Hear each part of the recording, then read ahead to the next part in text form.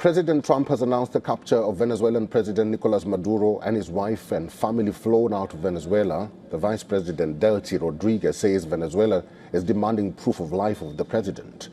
Putting out details on his social media handle, the President of the United States said that the operation was done in conjunction with the U.S. law enforcement agencies. Trump announced that he will be addressing a press conference on the operation at Mar-a-Lago later in the day. The National Armed Forces of the Bolivarian nation informs the whole world that in the early hours of the morning, today 3rd of January, the Venezuelan nation has been the target of the most criminal military aggression by the government of the United States of America. Up to this moment, the barbarism of the invading forces that have profaned our sacred soil in the locations of Fuerte Tiuna, Caracas, the Miranda, Aragua, and La Guardia State fired their rockets and missiles from their combat helicopters in urban civilian areas, from where we are already gathering information with regards to injured and dead. Ahead of his capture, Venezuelan President Nicolas Maduro declared a state of emergency after multiple explosions that rocked the capital Caracas in the early hours of today. Talking on the United States, he called the attack an extremely serious military aggression by the country.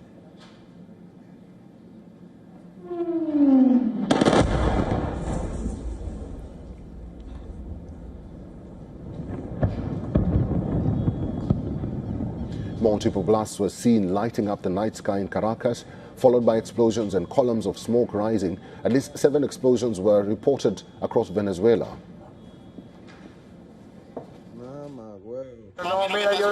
I live here in Chacao, and approximately an hour and a half ago, we felt planes flying and explosions. Several explosions, at least 8 or 10. And now I went out to look around, and now all you see is smoke, smelling like creolin. According to reports, electricity was cut in the area and sounds resembling low-flying aircraft were heard around 2 a.m. local time. According to U.S. media, the Trump administration officials said they were aware of reports of explosions and aircraft over Caracas. Following the explosions, the Venezuelan government issued a statement denouncing what it termed as a U.S. military aggression. The government claimed that the capital Caracas and states of Miranda, Aragua, and La Guaira were targeted, stating that the attack constituted a flagrant violation of United Nations Charter.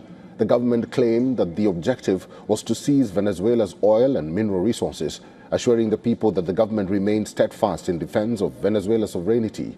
It has given a call for mobilization plans against the attacks. Maduro's government claimed that armed forces have been deployed to guarantee sovereignty and peace, stating that the president has signed a decree declaring state of emergency. It asserted the right to exercise the country's legitimate defense to protect the people.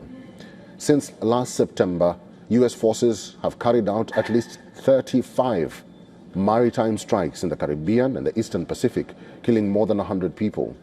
Now, according to the data, 2 strikes occurred off the coast of Gran Rock, 1 strike in Sucre, 4 strikes off La Guaira, 4 strikes near Buenaventura, and 2 strikes off Acapulco. These incidents marked a significant escalation in U.S. military activity, raising concerns about regional stability and security.